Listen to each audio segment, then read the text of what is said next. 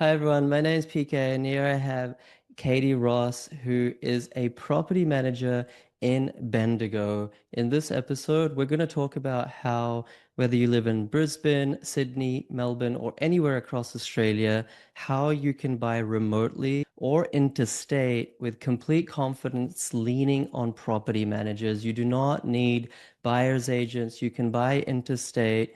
You can identify good locations with capital growth prospects and good cash flow using data, and using that intel honed down to the right suburbs, and then using further quantitative and qualitative data, employ or use someone like a property manager, someone like Katie, to go and inspect your properties for you, the ones that you're about to buy, and then go through the negotiation process, buy the property, and once you get the keys, once again, without having left your house, you can have someone like Katie across Australia, different property managers, different states, different cities, find a tenant and manage that property. I know a lot of you are really hesitant on buying somewhere you don't know, and therefore you spend a lot of money, in my humble opinion, unnecessarily on buyer's agents. Nothing against buyer's agents, but this episode is to empower people so they can do it themselves. And I think Katie's done that for my clients at least 20, 30 times and more, counting those that have selected Bendigo as their areas. But overarching in the last 8 years, maybe 7, 8 years, my clients have bought more than 4,000 properties across Australia, all states and territories, using this exact same method. So stick around right till the end. We're going to go through a Bendigo property market update. We're going to go through how to buy there or anywhere using property managers to do your due diligence on the ground, and how to have them manage your properties as well so you can be confident and comfortable holding a portfolio interstate. And lastly, we're going to go through some examples, hopefully, on how Katie has helped my specific clients. Well, without further ado, Katie, thank you so much for making time. You're very experienced in this arena, so I'm very grateful for your insights. Thank you very much. Thank you for having me. It's an honor. All right, well, maybe let's start with what you know best, I guess, which is the Bendigo housing market. I don't know whether you like grew up, or you're born and grown up in Bendigo, or how long you've been in Bendigo. Maybe you can give us a bit of your Oh, background, and yeah. also how you see Bendigo faring at the moment. So I was born in Bendigo a long time ago. I was born in Bendigo. I was raised here, so I know the outlay very, very well. I think in the last probably year or so, we've seen Bendigo grow quite a lot. It's still growing as we see it now. So at the moment, I think we've got the median house price just sitting over 600,000, and the unit prices, I think I've written it down. So sorry if I'm looking down, but That's we've got the fine. unit prices sitting at around 475,000. We've got the rents that are sitting around 470 per week as the median price. And, the properties for sale are sitting at about 39 days on market. So it's really tightening up. You can call it a hot market. I don't think it's anything to be concerned about. We're still seeing a lot of properties on the market available for sale. And then on the rental side, the properties are just going super quick. So, the days on market for rentals are usually 19 days, with the vacancy rate sitting at 1.8 for Bendigo. So as long as the property that you're purchasing is matching up to how you're marketing it and the property price, I think that it's still a really, really good market. Right. So I think you're tracking really, really well. The yield's sitting a little bit lower. It's about 3.8, but that's only because the prices of the homes are raising. I think that one of the things that I'm super passionate about is the prices of the rental matching the prices that we're getting, on the sale side.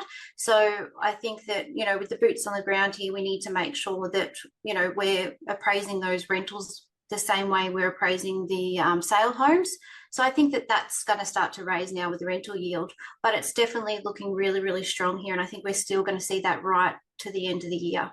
Got it. Got it. I think that's Yeah. one really nice thing to hear. What I really love about property managers is that more often than not, you all have like been in that location, if not your entire life, then at least for many, many years. And I think what's really, really important is for such an important decision like a investment property, the person who has the most accountability in your team is the property manager, because it's not a transaction for them. For someone like you, Katie, not going to pull the wool over an investor's eyes, because Yeah, if you do and then you recommend they buy a specific property because it checks out from an inspection perspective, that you have accountability. You're going to be managing that for like a yeah, decade, hopefully, and more than yeah, that.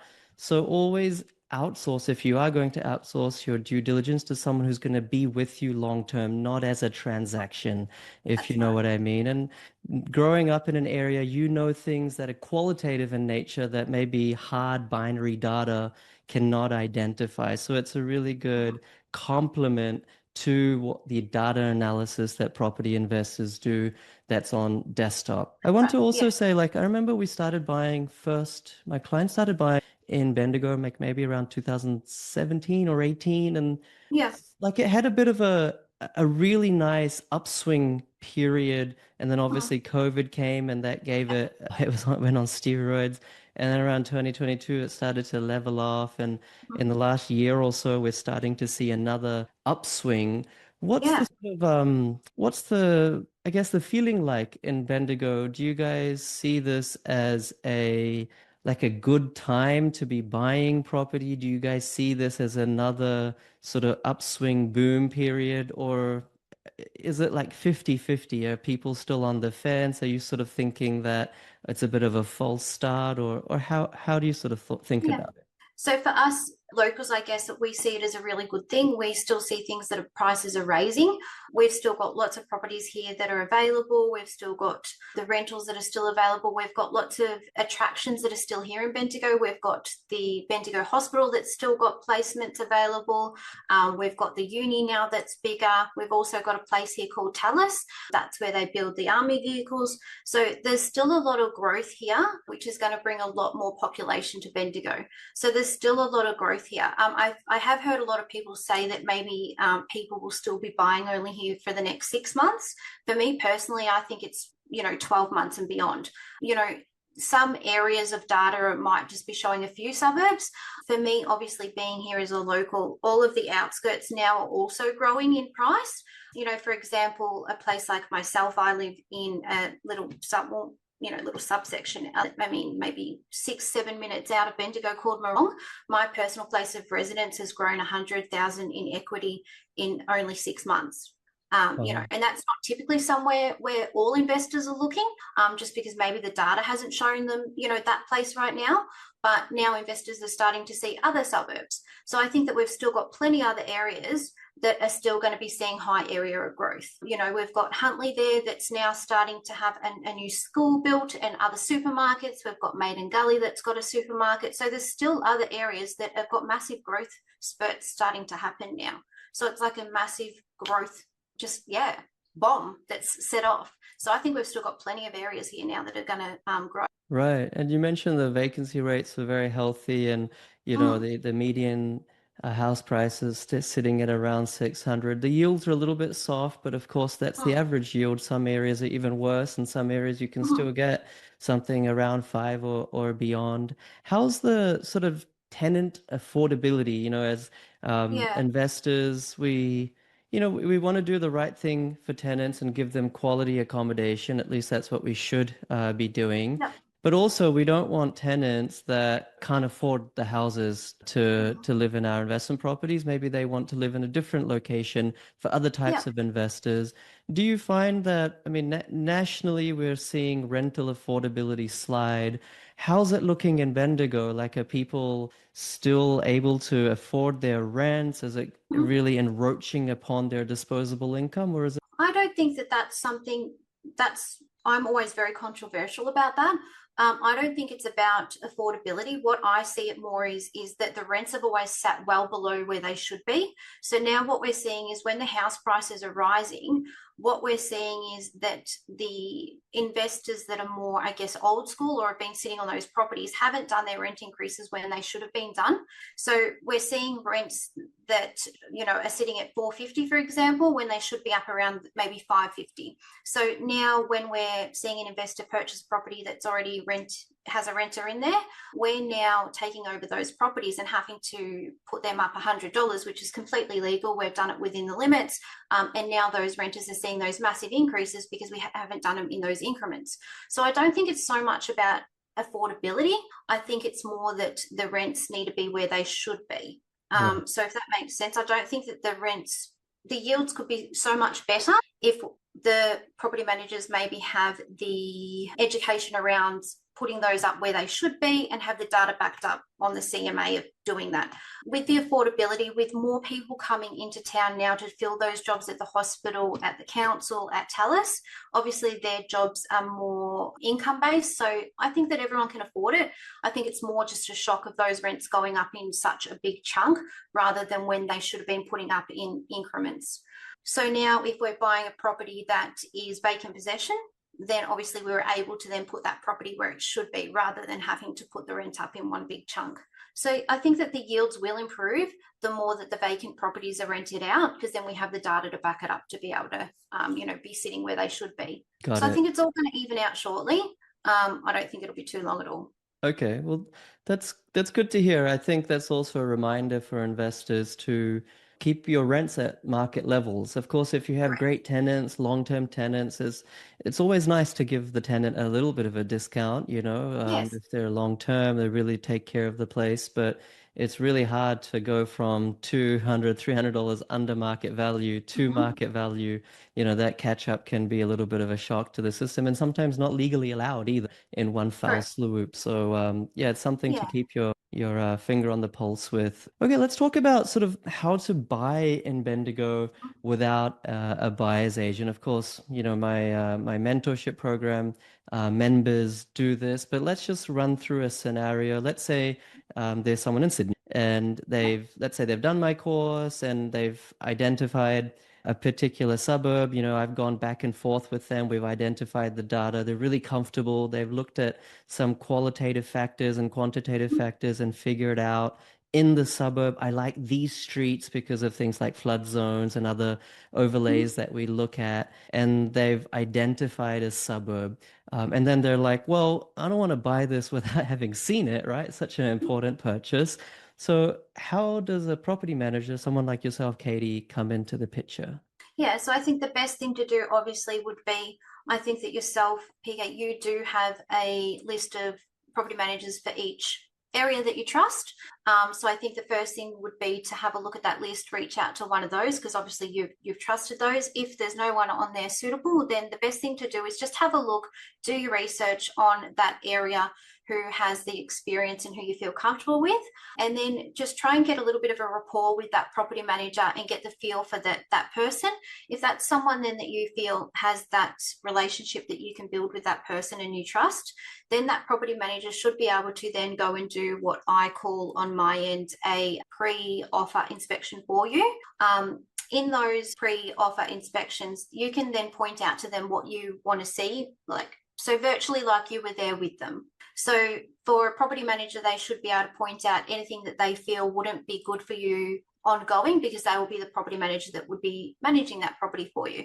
So ideally you would like for them to check out anything that wouldn't be the minimum standards for that state, whether it be, Victoria, South Australia, whichever suburb. So you would like them to have a look at those.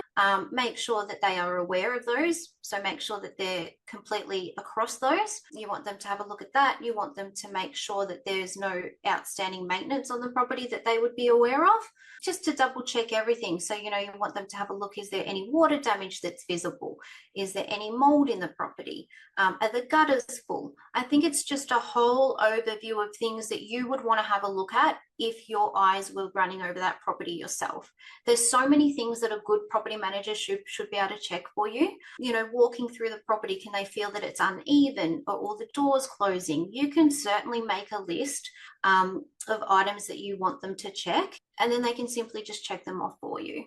And then just doing a thorough walkthrough video for you, because I know that for myself, when I'm reviewing these for clients, a salesperson walkthrough video is very quick. You know, they can really run through the property and hide things that they don't want you to see, because we do need to remember that they're acting on behalf of the vendor. There's no one acting on your behalf. So we want to make sure that we make them your eyes and ears.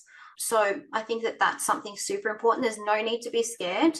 We need to make sure that we still know that we're purchasing something that's really important to us. So just, make sure that that property manager is comfortable doing that for you, and just set those expectations. Yeah, sure.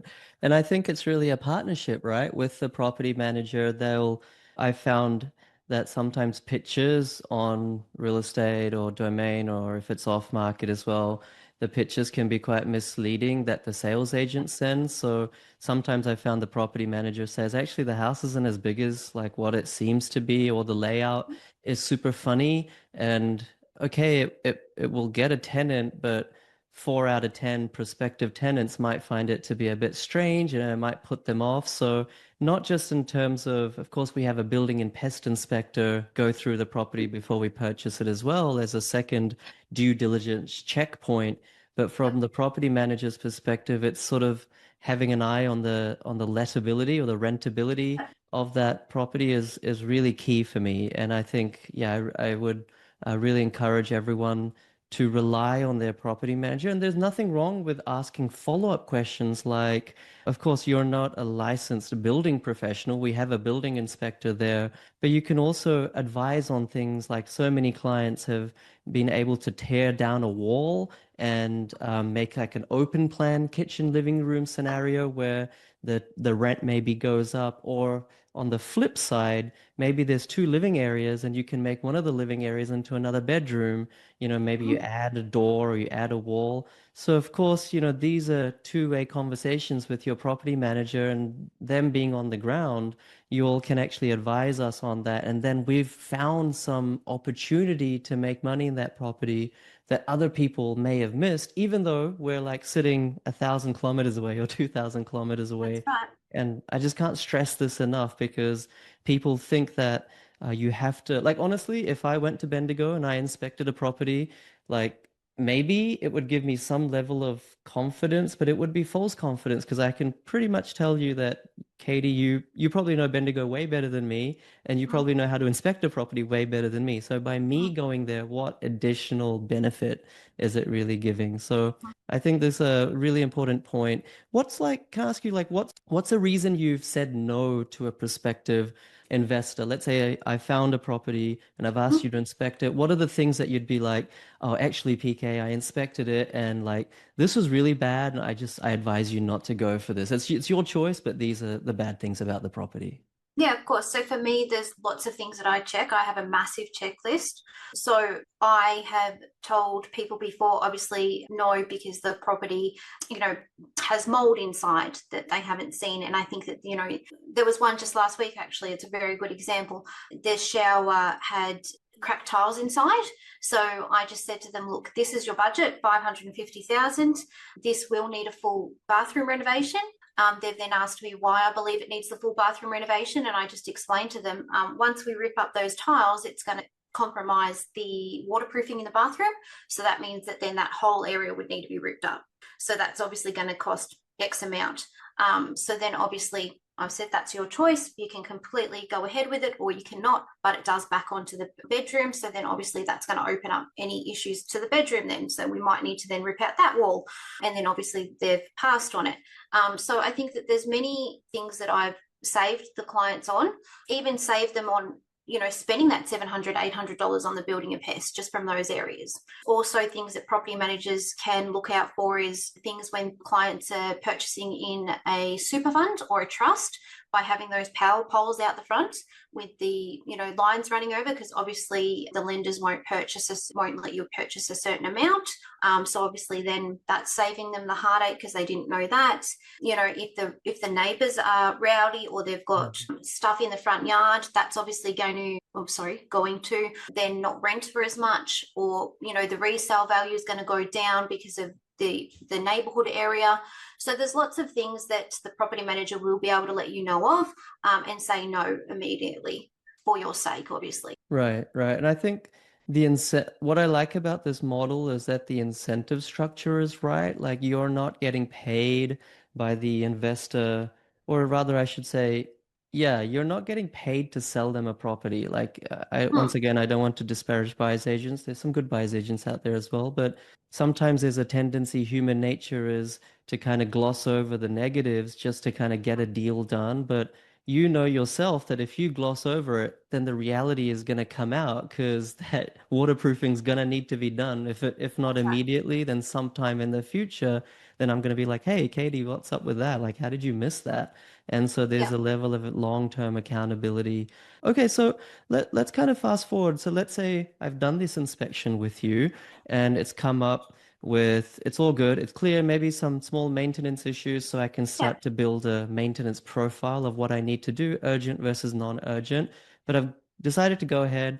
I've negotiated on the property. I've got it under contract. I've worked with my mortgage broker. It's gone unconditional, and the settlement is coming in 2 weeks, let's say. So I'm here in Sydney. The property's in Bendigo. You're helping me, Katie. And I'm like, well, I don't really want to go and like collect the keys myself. Like, how do I get a tenant? How do I get this all fixed up? Like, how do I finish this property buying process off? How would you help me? Yeah, so your property manager should have a onboarding process ready for you. So you should already have all of that obviously ready. So as soon as they should really guide you from, your offer being accepted. You should already have that plan ready to go. So you should have already given them the rental appraisal for their mortgage broker.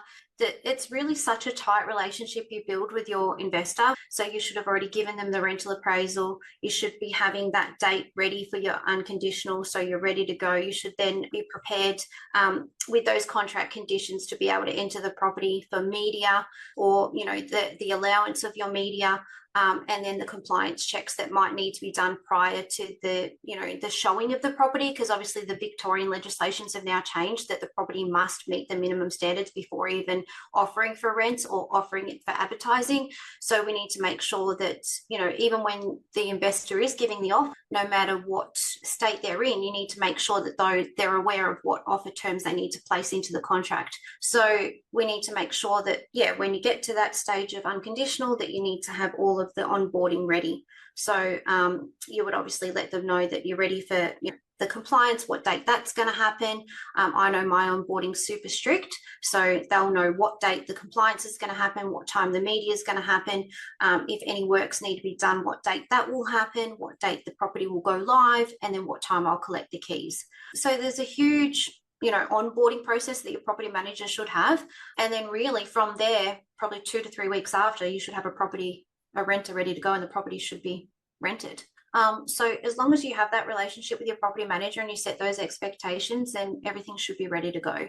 Right, right. And I think, if maybe people feel I can definitely resonate with them because when it was my first property, I followed the exact same method. I bought remotely using Property Manager, and there's a number of like dates to remember, and it can be a little bit fearful. But honestly, like I think most of it was just in my head. When I actually go and build a Yeah, relationship with the property manager, I remember back then, 2011, she really like held my hand through the process. It was in the Central correct. Coast in New South Wales.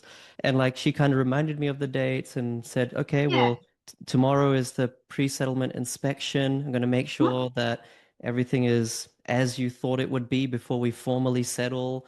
And then she was like, I'm going to get the keys, just right after settlement. And then she advertised it and she gave me, I think, was it 5 applicants that we had, and recommended you choose these 2 or 3. And it was like, I really feel that people outsource a lot of this to, let's say, buyer's agents, which for some people it might be the case because they have zero time. But Correct. ultimately, it's your asset. Ultimately, it's your relationship with the property manager. You got to learn at some point anyway, especially if you're going to buy multiple properties.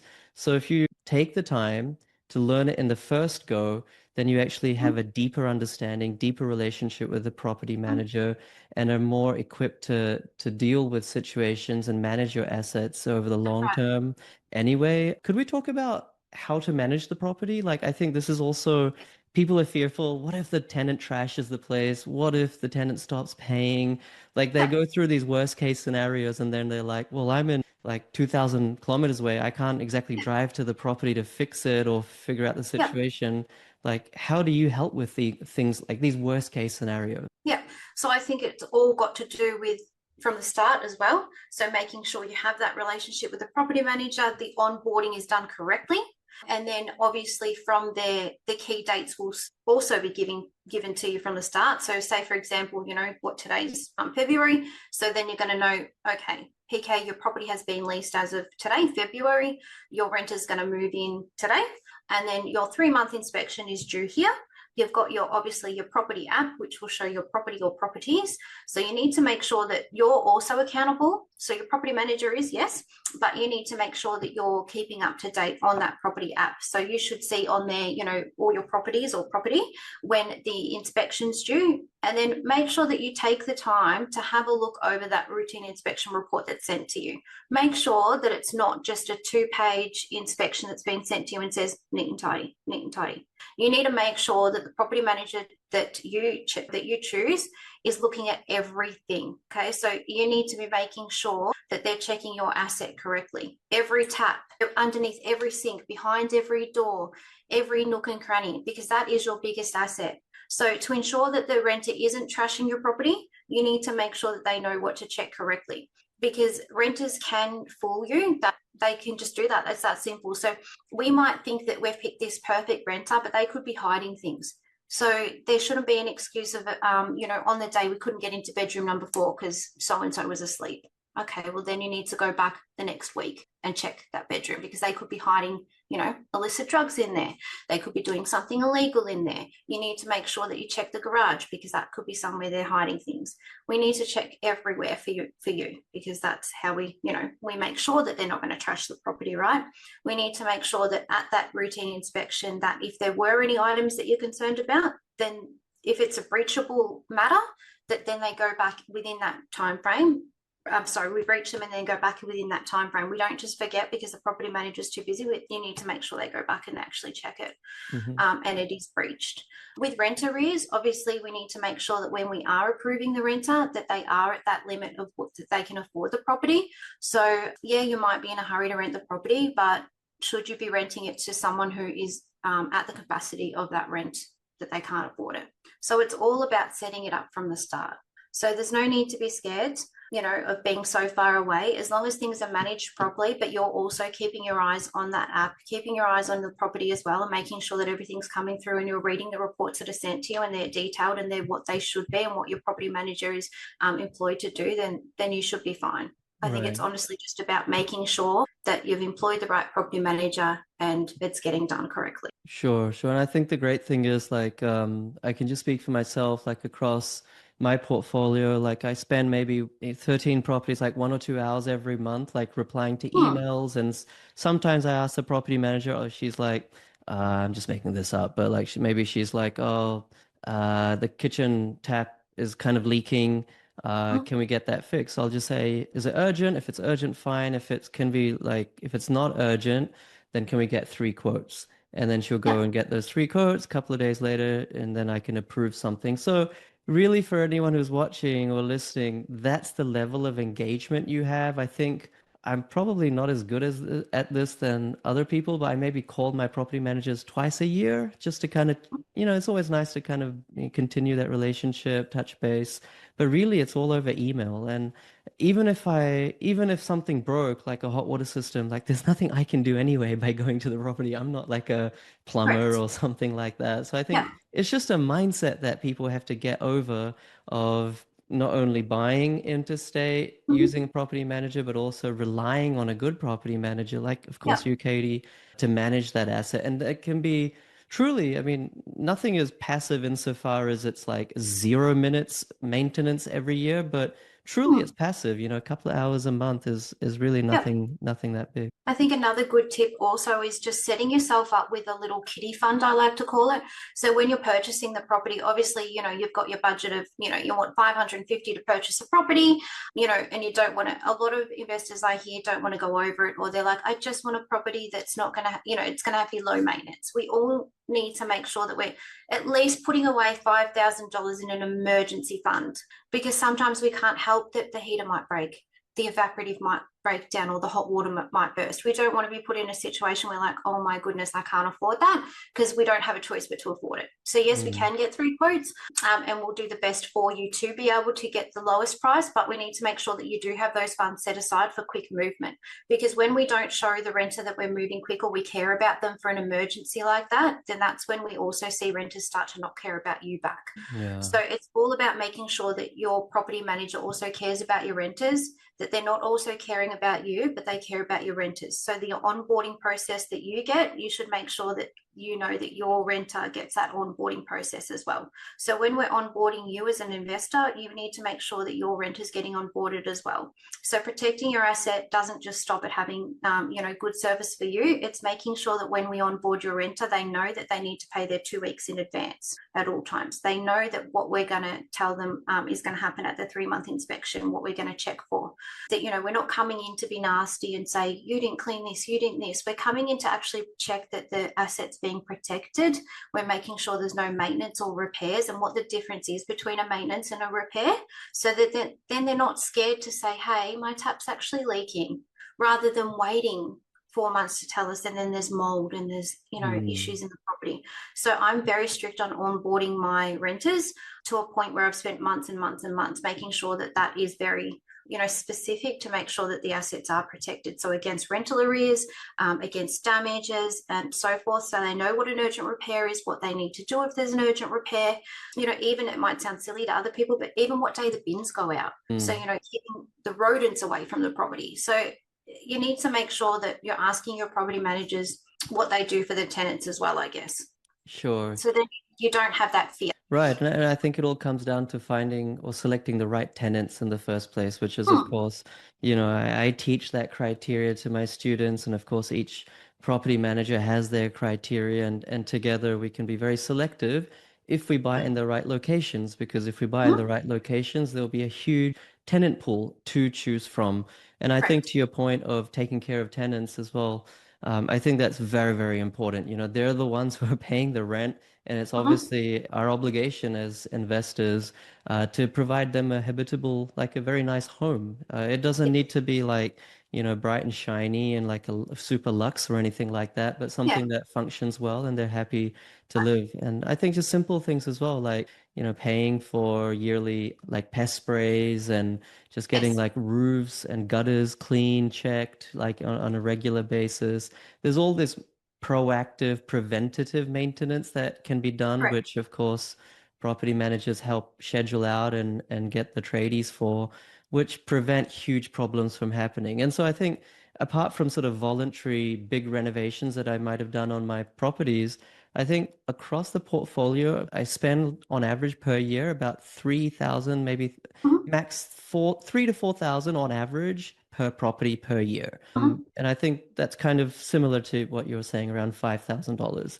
And as I think if you do that, then your tenants are happy, you're happy, your rents rise, you get capital growth, you achieve your financial goals. Katie, maybe just to finish off, could you share like maybe one example or one or two examples of, just to kind of bring this down to earth, like maybe an example of a client of mine that you've helped, and how that looked like? Yeah, sure. I love your clients so much. They're so kind to me.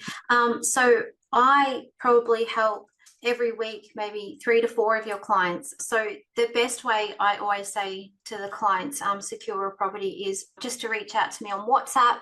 And once they find a property that they've checked over and they're happy with, just to send me the link. And then I have a look at it. I have such a tight, I guess, pre-settlement, pre-purchase thing that I go through. It's on a Dropbox link. It has a rental appraisal. It has a full walkthrough. It has everything on there.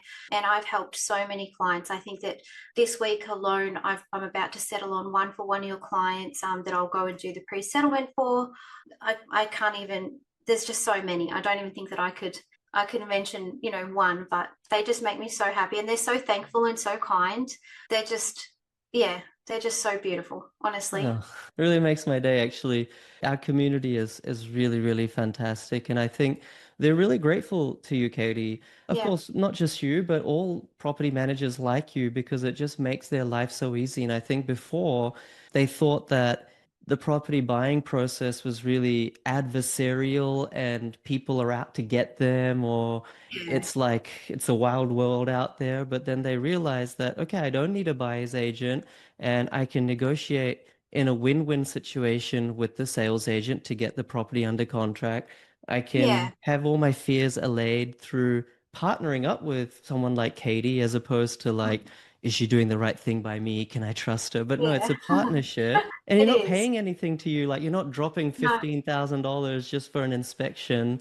And no, then like you're sort of holding their hand through the pre-settlement inspection process, of course, the yeah, inspection before that as well, even before they yeah, sign the contract, then getting a tenant. And it's like, I think they are just pleasantly surprised by how smooth it is. And they yeah, never they are. thought they could Yeah, do it, but then they're yeah. like, I did this. Like, and they're really Yeah. proud of themselves. Yeah, and I'm proud of them too because there's just been so many, and they, sometimes they call and they say, "How long do you think this will take?" And I'm like, honestly, with PK's backing in the course and then me helping you, 2, 3 weeks, and then they're so surprised when they do it. And when it comes to settlement day, and I call them and I'm like, "Happy settlement! I'm going to get the keys." They're just so proud, and it's just been such a pleasure and an honor. Honestly, it really has. I'm honestly really, really happy to hear that. Yeah, when I first found out all those years ago that property managers can inspect properties for me, like I was like, what the hell? Like, why don't you guys advertise this? Like, why is this not like a big Yeah, thing? And yeah, it was just like too good to be true, but some yeah. things aren't too good to be true, and they truly are like true. So yeah, no, thank you so much for helping my clients. I really very grateful, and also I can see, how much obviously like you're very goes without saying like really switched on in what you do, but you also have heart, and I think that's really important for the sort of fearful lack of Oh, confidence first time yeah. investor, second time investor. So Oh, yeah, it means a lot to them. Thank you very much. thank you. All right, Katie, well, let's finish up there. Was there anything that we didn't cover or anything that you wanted to say, or any last pieces of advice for all our audience before we finish up? No, I don't think so. I just think don't be scared. It's the biggest thing that you're going to do. And once you get your first property, and you make that relationship, with your property manager, you'll see how easy it is. And then you can, copy and paste that over to other, states, and then just say, hey, my property manager did this in Victoria. Do you think we can make that relationship? And you'll be so surprised how happy that property manager will be to help you, honestly. It's super easy. Once you get that onboarding process, it's amazing. Even, if you're struggling with your current property manager, you can even reach out to other property managers in other states, because I'm sure I've even heard of other property managers that are even like me in Bendigo, and they do the same thing. And I'm sure they'll be happy to take on the management if you're not happy with that current property manager. Because a lot of the times I do get people saying, hey, do you know anyone in Geelong? Do you know anyone here? How easy is it to swap management? You don't have to stay with the current one if they're not giving you the investor support that you need. Hmm. So don't be scared. And honestly, there are people like you in all states and That's territories and right. cities and towns and Yeah, suburbs. So this method there is. works all over Australia. And it's Correct. honestly not hard to change property managers. I mean, I'm It's not not. saying you should just like give your existing manager the flick, like give them the benefit No, of the doubt maybe correct. sometimes, but it's Yeah, it's really not difficult to change either. it's not. Yeah.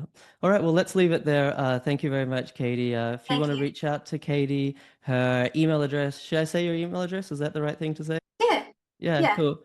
Katie's email address is Katie, that's Katie at propertyplusre.com. She's obviously based in Bendigo, but I really wanted to do this episode because it's applicable really anywhere you want to interstate or remotely across Australia. And there are many great property managers in Bendigo, but I really like Katie, and she's really done a lot of good things for my students. So once again, thank you so much, Katie. I really appreciate it. Thank you. And thank you everyone for watching, listening. Hopefully this has empowered you to be a little bit more confident in yourself, in your own abilities, in your own property knowledge to buy interstate, whether that's Bendigo or anywhere else for you. do it without a buyer's agent. The whole idea is to empower you because honestly, like I always say, no one cares about your money as much as you do. So if you can learn, if you can have the right people on your team, folks like Katie, then it's remarkable what you can achieve, over the long term in property investing in Australia. Hit the subscribe button, give it a like, and especially share this with someone who perhaps is about to use outsource all this to someone they don't need to. This could change their trajectory. Thank you so much. Thanks again, Katie.